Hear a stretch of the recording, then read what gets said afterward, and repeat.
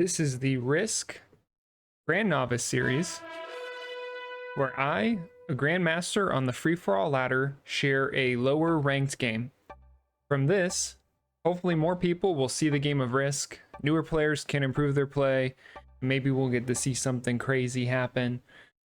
The main thing to take from this when you're watching this, when you're going out there playing yourself, when you're talking to other people about Risk, is you don't have to be number one to have fun. So get out there and play some Risk. So today we're going to be looking at the map Moonstone Forest. So this is the map for the round 2 game of the free-for-all tournament that's going on right now.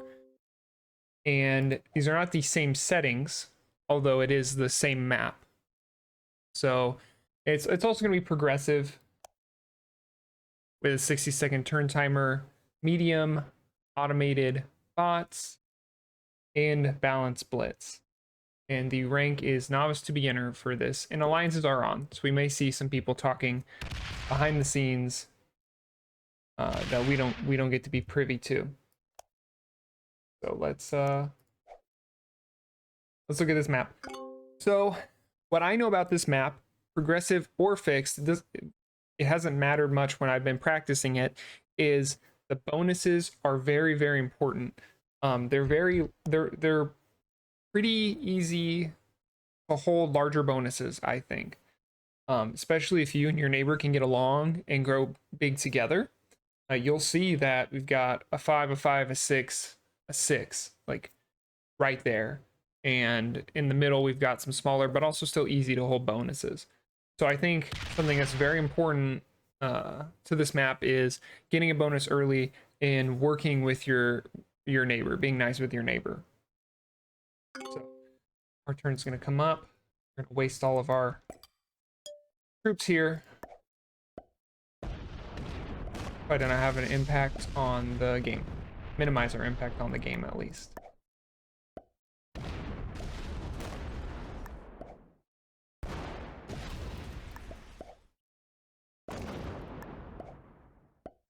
Other players don't quite understand why this is happening, but it is happening. You'll see. They'll see it happen a few more times until we're taken out of the game. But what we have right now is purple has taken a early bonus that is a +2, and I think they're going to be able to expand out of that +2 pretty easily into maybe the north into a +5. That's the summer continent. Oh, so they're not, green and purple are not playing friendly, and they really should have, because if you look at this, what could have happened is purple and green worked together, trusted each other, and grown strong together, with green having the +3 bonus. Although if I can understand if purple or green doesn't trust purple, then just knocking that out early so you don't have to worry about it.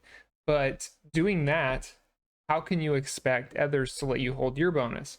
So we look at people who might be able to retaliate on the green player, and it looks like maybe black and red are contesting for the same area. But if we look at people who might be able to retaliate against the green player, maybe the purple player, if we see this 3 become 7 and it comes up, or I guess it become a 6, so it comes up and then comes over, we might see that. We might just see the 5-on-3 in a hold, or we might see the 5-on-3, which would be an 8-on-3 after the troops are added to it, and then maybe an attempt to break the green player's confidence. So the green player is fairly safe, but not retaliation can still happen on the green player right now.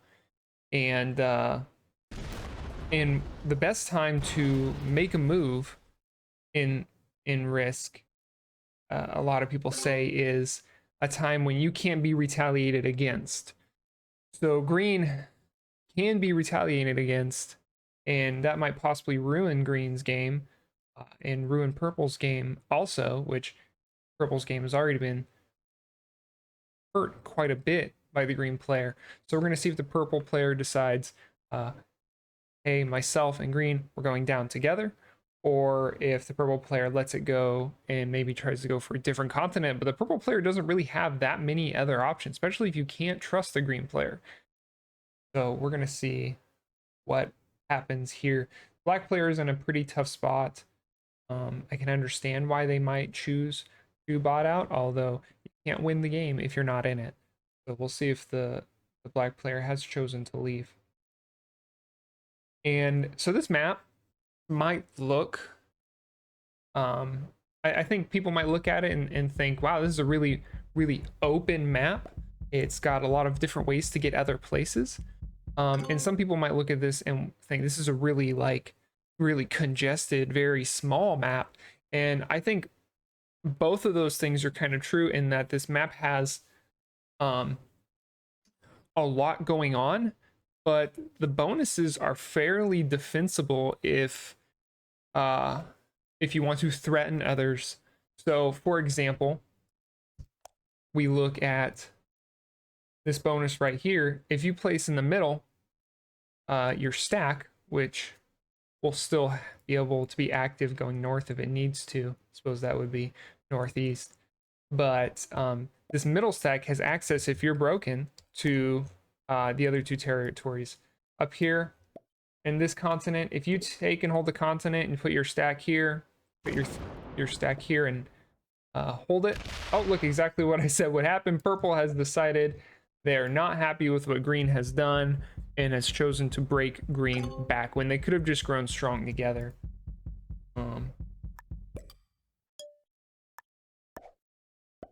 Take ourselves out again. So on the continent up here, if you stack right in the middle, you've got access to anyone who might break you. The same thing, you can stack here and no one can break you unless they go through your stack. Same thing with this continent, you've got access to anyone who breaks you. Same thing with this continent. This continent, that's not the case. There's nowhere one spot you can stack.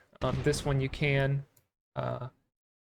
and not this one, or not this one on the edge. But you can see that a huge amount of the continents are defensible, not with a hard defense, but with a stack that threatens the other individual, saying, if you come this way, you're going to be opening me up to hitting you. And I do think, unfortunately, no one here has been able to take a continent very early. Hopefully we'll see the blue player come over here, add their troops here, and take this continent, and maybe we can see them start rolling through. The red player has been really pushing through on the left side. They might be able to get that large continent. We'll see if anyone stops them. Haven't noticed a lot of beef between any two specific individuals besides green and purple, so I haven't seen red really contesting very hard with anyone else. So I could see what happens is the blue takes their continent, red's going to take their continent, and maybe we see the black player take the summer continent. And then from there, the other players who can't get along with each other, we're going to see them eliminated, and we're going to see some titans clash. Let's see what happens. So the blue player is going for the autumn continent when they easily had the lower forest continent, but maybe they thought they wouldn't have been able to hold it, and so they're choosing to take a territory up there. Although I think it's worth the risk of trying to hold it. I don't think maybe it's worth the red player starting beef with you when they're trying to take their continent over on the left side. And red still has in the top right that stack, that 6 stack, that has no easy out to get out of the blue player's way right now. Let's see what the black player chooses to do, which is a bot. The black player is a bot. And looks like it might be taking over the continent. So black player, the black bot, does establish a continent sooner than the other players. And I anticipate black bot not holding the continent, because I think this 6 should look to exit this area. So we'll see what happens. Now we have to remember, this is a progressive game. And I did say at the beginning of this map takes a while for the progressive cards to really start to matter, just because the bonuses can be such a big deal. And when I was playing this map on progressive, I was also playing capitals, and so I know capitals can be a little bit easier defended compared to a world domination game when you're playing progressive. Let's see what the purple player does. Possible they just have to choose to trust green, and they may choose to split here between the two territories, or they may choose to just leave one with the 4, and that's what they choose to do. So they're kind of trusting right now that green's not going to break them again, but we'll see what happens. If green is going to try and break you anyway, I suppose it'd be better to just give them that easy hit and lose only one troop than it is to give them a harder hit, and you're going to lose the 2 anyway. Let's see if green and purple can play nice together. We are getting to the point where trades are going to be possible, although they're not going to be big trades. So they're not going to play as much of a factor in the outcome of the game yet. But we're going to eventually see trades become big deal. So hopefully we see it get to that, and we see some big comebacks. So 4-2 is not 100% roll from the red player and the black player, but if the roll works, which it does work, we're going to be seeing the red player take a pretty big continent, and like I said, is going to be moving their 6 stack over to their continent through the black bot. So we'll see what they choose to do with that 4. If they choose to fortify it over, I think they should fortify that 4 onto their 2 to further protect it. But it looks like they're going to fortify that 3 over to that 2, which is going to put them in the in line of the bot hitting them, although the bot may choose not to do that, may add to that 3 in the bottom left, or do something with that 5 in the top right. But kind of trusting that no players are going to choose to try and break them. And I don't think any players are really in a position to try and break them. And the blue player is going to make the smart move and is going to roll a 3-on-1. They really needed to roll a 4-on-1 for that 100% roll. Let's see if it works out. It works out anyway. Good for the blue player. So now they're going to secure that continent. But how secure is it? Are they even going to try and defend it? So they're not even going to put a guard up on it. They're just going to kind of hope the red player doesn't have a problem with that. We'll see what happens. I don't see why the red player wouldn't easily just use that 4 stack they have right there, get that free 4-on-1. Oh no, the red player is going to lose that stack that I suggested they move out of the bot's way. And the green player's just having a laugh at that. So the purple player has secured their continent. They've been able to work together at least for 1 round. Let's see if the purple player is going to be kind to green and let green continue to hold their continent. It looks like they won't. So the war that I believe the green player started has gone in the purple player's favor. And hold on, just gonna in my turn here. So the war that the green player has started, I believe, is now going to be going towards the purple's favor. And so what people say is, if you're not going to break someone, and you think they couldn't end up. So what green chose to do is maybe they thought they couldn't break the purple player. Maybe they chose to trust the purple player. But reality is, if you're in a war with someone and you let them hold, there's a good chance those troops are just going into you, and then you're not going to be able to retaliate. Luckily, this is a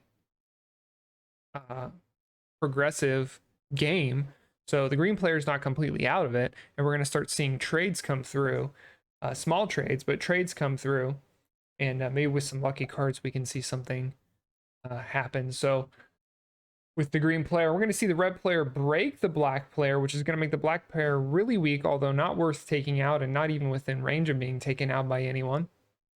And no, the red player is going to choose to break the blue player, which I think is the best idea.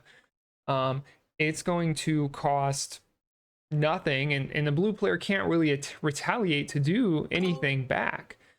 That 6 up there has no access to any of the red player. The most, really, I don't see a good retaliation for the blue player that is equal in force. I just don't think we're going to see it. Let's see what happens. The blue player is going to add and maybe hit that 6. The blue player is going to be the first one to trade in. Trades in with 4 cards. Doesn't wait to hold 5. Doesn't card skip. Just trades in and is actually going to retaliate on the red player with equal force.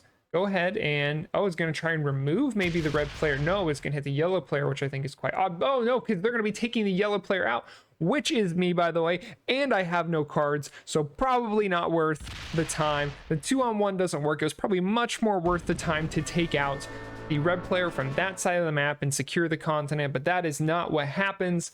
Instead, I'm taken out, so good for the blue player. Making some moves, taking an individual out, even if the individual probably wasn't a threat, with no cards and not taking anything, having all unsuccessful rolls. Doesn't matter, still taken out. So it looks like they may have, with that 3, been intending to roll the red player there to remove them even further from that side of the map. That doesn't happen. So the red player is going to come out with a bonus 6 troops. We're going to see where they put those bonus 6 troops. It might be into the blue player, but we're going to find out. So do we see the black player there? So the black player there on Groves. Yes, the Groves. So the black player just, black bot just wasted their troops up here, which is great for the blue player because the blue player can look to expand and take another continent this turnaround, making this 3 of 4, adding here, using this 6-on-1, and boom, the blue player is really in the game, although the blue player is doing the best out of all of them, probably because they haven't had any really direct war and any large losses, with the red player right behind them having just lost some troops from the blue player, but otherwise they're doing well. They're not in direct conflict with anyone in a way that hurts their production base, you might say, like green and purple are in. So the purple player just able to sneak a card out from the black player, which is going to be great. It's going to put them on 5 cards. We are seeing people, I think we saw the green player just trade in. So the green player does trade in for the 6 trade. And actually it looks like the green player is a bot. So the green player has botted out, which is unfortunate in the short term for the purple player because they're going to lose their continent. But the purple player just sneaking in a card from taking that territory on their last turn, being at 5 cards. I'm not worried about them. I don't think they can be taken out by anyone in one sweep right now. So the purple player is going to be pretty safe, although the green player, or the green bot now with 2 continents, is going to become pretty strong, and I don't anticipate anyone putting in the effort to take it out. So we're going to see what the red player chooses to do. The red player makes a 19 and an 18 stack. Where is that 8 stack going to go?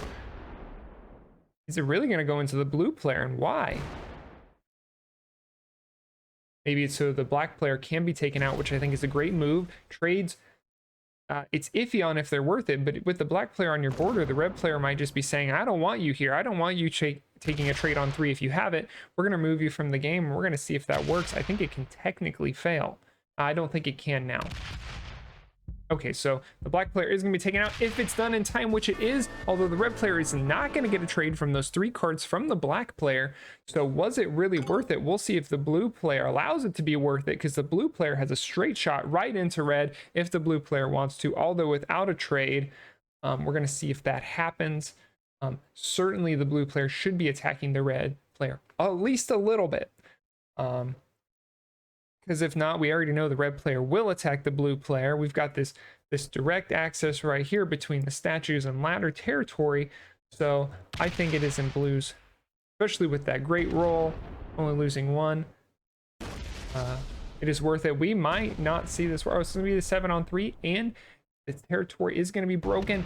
Question mark. We're going to find out. Is the blue player going to take the role? The blue player is not going to take the role, but they are going to defend those territories. No, they're not. Okay, so they are completely open to the red player right here. The red player is going to get a large amount of troops and has a trade in, so I think the blue player should be worried about that.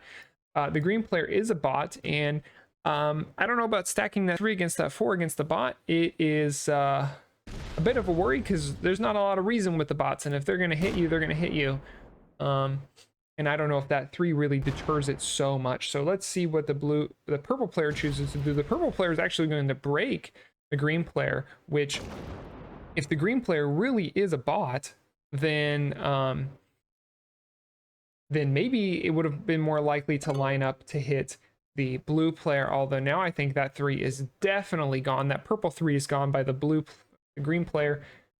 And the green player does look to still be a bot, and that 4 is going to break the other continent of the purple player. So the purple player just not having the best luck right now with neighbors, although we're going to see if blue suffers the same bad neighbor fate right now. Let's see what happens.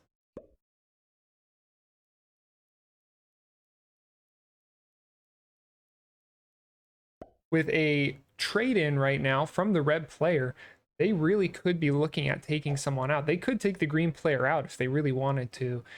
It would guarantee them a trade, which they might be able to use towards the purple or the blue player. But really, the red player, to secure the game, needs to be attacking the blue player. It just needs to happen. And I think the blue player knows that. Is having a sad face. Let's see what happens.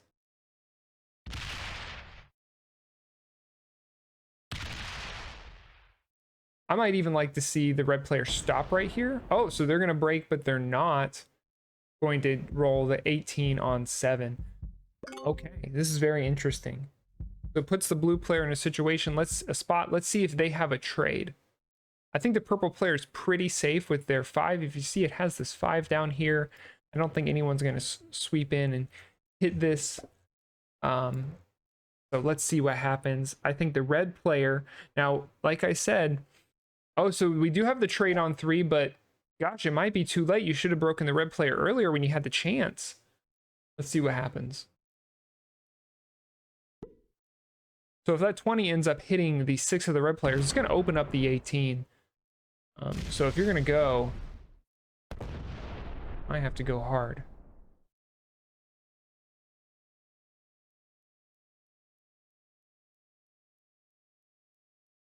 This is a very risky play for the blue player. Okay, so the blue player is going to make, let's see the stack.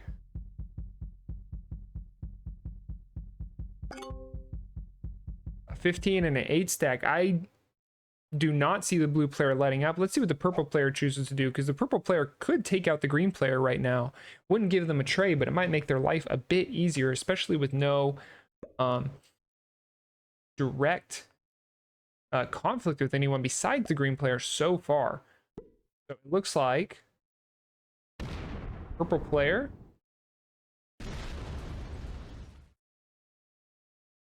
see if it works. It should work, taking out the green player. They would be in a very vulnerable position. If the red player has a trade on 3, the red player is in the strongest position right now. So we have 9 and 7 stack to take out, now a 6 and 7 stack to take out 4 cards. Are they going to do it in time? They are too slow. What are they doing? The purple player does not go, does not take out the green player. Does the green player have a trade? If the green player does have a trade, that is bad news for the purple player. But if the green player does have a trade, that is horrible news for the purple player. Now they're going to have 25 troops. Let's see where we're going to put it. They're clearly going to be putting it into the purple player, maybe possibly the blue player too. The red player is the one who is safe from all of this. They're in their own little area where it's going to be hard to do anything to them with this amount of troop income from the green player. So yeah, the green player with their trade on 3, the green bot with their trade on 3, because the purple player did not attack fast enough. The red player It's a large amount of bonus troops. How many troops did they get? They got 15 troops. They do not seem to have a trade on 3, and they don't seem to know what they're going to choose to do with what they have. The blue player, what I probably do is I break the blue player right here, and I put the rest of my stack. I think I break the blue player right here. I leave maybe 7 and put the rest of my stack right here and hope blue doesn't have a problem with that, and also hope that eventually I'm going to have the trade on 4 or 5 before blue has the trade on 3. So I think that is an option. But letting the blue player get strong right now with you, I don't know if it's a good idea, especially when you have the card advantage right now. And the red player is going to choose to do nothing. So the red player does not take a card because the bot kind of had a little moment right there to add troops down. We see that didn't have a trade either. I think the bot would have traded real quick and put the troops down if it had the time. So the blue player is in a very strong position right now. We're going to see what they choose to do. All of a sudden, the blue player holds for 1. Are they going to hit that 7? They are going to hit the 7, which is not going to make it 100% guaranteed they're able to clear out the green player, and it's not going to work. Let's see what they choose to do. They're going to choose to leave the red player alone, which I think is a mistake. If the red player is a bot, then I think the blue player can expect to be hit. And if the red player is not a bot, maybe the blue player will appreciate not being broken right away. But gosh, I think blue is still in a very vulnerable position, and they may not see that. Let's see what the purple player chooses to do. They lost their chance to take out the green player, and now they're just attacking a lot, and I don't think that's a good idea. To keep attacking, probably take a card and pass is the best option. Take a card and move on. They are hopefully going to be able to hold maybe these 2 continents. Let's find out.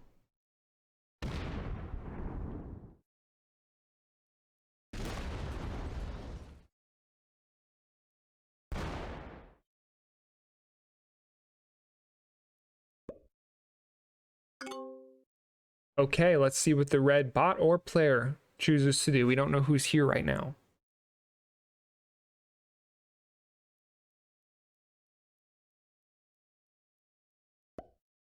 It seems like it is the bot. So we're going to see the blue player broken by the red bot. And although it is a medium AI bot, we might see it run away with this game. We're going to need to see some big trades with the blue player is not going to be... Oh, we're not actually having... We are having 21 on 8 being rolled. And it's successful. Of course it's successful. So the blue player is going to have to do something before the red player gets huge, which they're likely about to have a trade on 4. If not, they'll have a trade on 5. So let's see what the blue player chooses to do. It doesn't seem like they're fighting much against the red bot. So maybe they're going to stack on this 15. No, they are going to attack. I don't know if that's a good idea. I don't think it's a good idea. So they're going to pull away, trusting that the medium bot is not going to be able to attack through and at least break this continent. So what they're doing is they're saying, I'm going to hold at least 1. I'm going to hold at least 1. I can't fight the bot directly right now. So I'm going to hold at least 1 continent. And I think that's a good idea. It's one of those continents that's very easy to defend.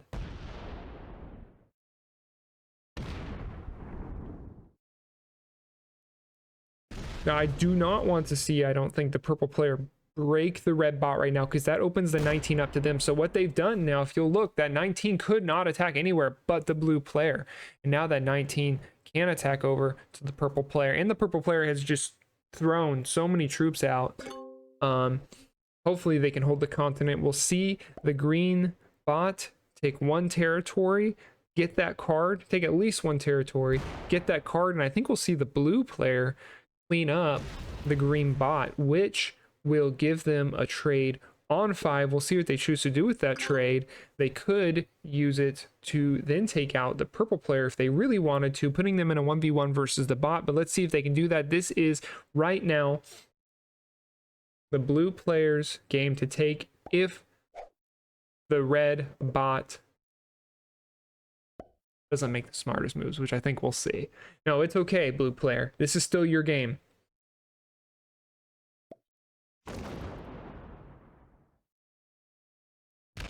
This is just making it easier for you, blue player. Less purple, easier for you to clean up.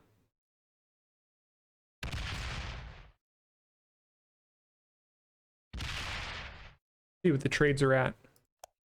Oh, it's not going to show me what the trades are at, but I can go ahead and see what the last trade was. It was 30. So look at this right now. We're going to see the blue player take out the green player, get a trade of what, 35, and then use that to take out the purple player, get a trade of I think 40, right? And we're going to see those extra 70 troops put the blue player in the lead to be able to hit hard the red player, who will not have a trade on 2, because you can't have a trade on 2. This is the blue player's game to take. Let's see them take it. Go ahead, blue player. Go from 50 something troops to 120 something troops. Let's see it happen. So here comes the first trade. Up to 84 troops. Okay, take out the purple player. Let's get that next trade in.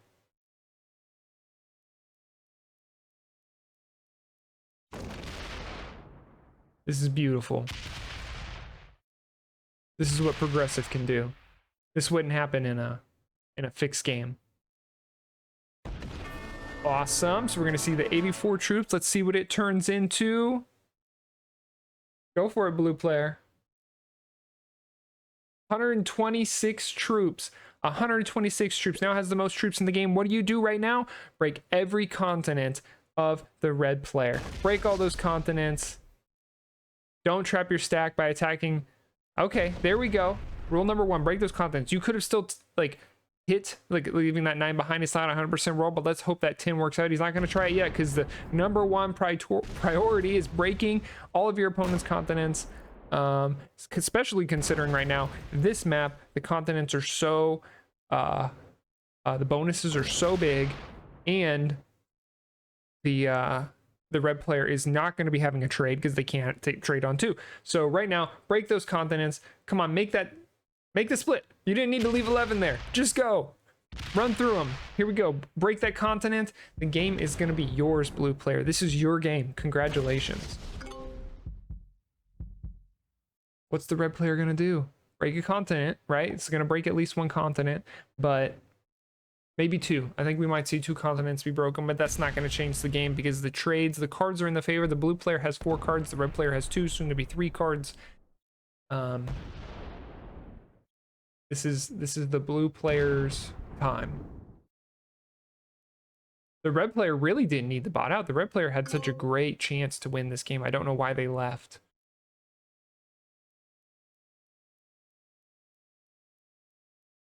Here we go. 163 troops. The red player did bot out. It's unfortunate, although taking second place when you have a strong case for first isn't the end of the world. Taking 6th or 5th or 4th when you have a strong case for first in the mid game can hurt, but that doesn't need to happen because it can't happen at this point. The pathing, okay, a little off from. Okay, really not good from the blue player, the pathing. I guess that 10 on 4 and then whatever's left on 1 is going to work out. But definitely could see some improved pathing here. See what happens. So we're going to see a split here. And we're not even going to see a split here. At least get that 10 on 4 and then the rest on 1. So we can kind of put the red player in one place. And we do get that in right before the timer. Does the red player have a trade on 3? It's not going to change much. Do have a trade on 3. They're going to put the 50 troops down in such a way that no matter which one they attack with, they're going to be trapping the other stack in.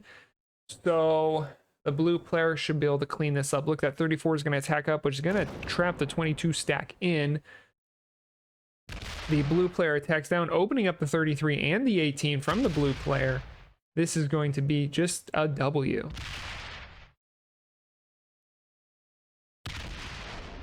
Even without the trade on, without a trade on 2, because you can't have a trade on 2, the blue player is still going to be getting a large amount of troops just because of how the bonuses work on this map. 33 troops. 33 troops.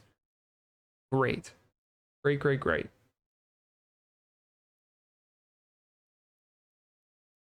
You got this, blue. One third of your turns right now was just spent figuring out where to put your troops. You got this. Put them down. Attack anywhere. Don't put them on the 11. The 11 has no access to anything. There you go. They're even better. Just put them somewhere where it has access to something. The red player is not going to have a trade on this coming turn, so if you just keep attacking, you just keep pushing forward, we could be out of here in the next 15 seconds. No. Blue player is going to choose to play safe. The only place the red player is going to be able to attack is on this 3, and then after that, their stack is trapped. So after that is done, then we're going to see the blue player finish out the game. Here we go. 44 troops. And a trade for the 55 troops.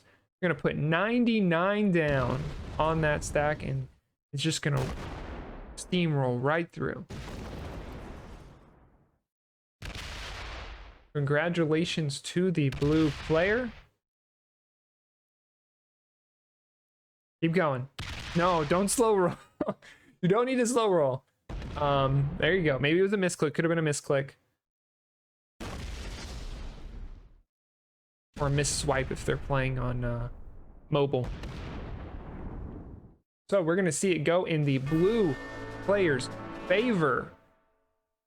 Congratulations to the blue player. Let's see, we had novice, novice, beginner, novice, novice. And I think that's great that we got so many novices. We had it set from novice to beginner. I'm very happy we could fill a lobby up with people who are newer to the game, and then they can play against other people who are newer to the game. Just a real quick reflection on that game, because I really feel like it started to get complicated. It started to get complicated in there. So to kind of wrap up and put some bullet points out, it's not over in progressive if you can keep getting cards. In those situations where you can't hold a bonus, I should say. So on this map, the bonuses are huge. You saw the player holding several bonuses, getting 20, 30 troops. You know how many rounds it takes to get up to that kind of trade-in? Just for one trade-in, which comes every, you're lucky, 3 cards. It takes a while for, on a map like this, for the bonuses to stop being worth it, although the bonuses aren't the end of the world if you lose them. So you gotta remember that's different than progressive is different, and that's why progressive is different than fixed, where the bonuses don't, they don't change. So congratulations to the blue player. The red player taking as a bot second place isn't awful. When you enter a game and all 6 people say they want to win, you have a 1 in 6 chance, something like that. Not accounting for difference in skill and the different luck you might run into, but still, 6 people enter. Everyone wants to be the 1 in 6. So congratulations on being the 2nd in 6. That's great, red player. Congratulations to everyone who put the time in, and just remember, I hope they all had fun. It looked like a fun game to play. Remember, you don't have to be number 1 to have fun, so get out there and play some Risk.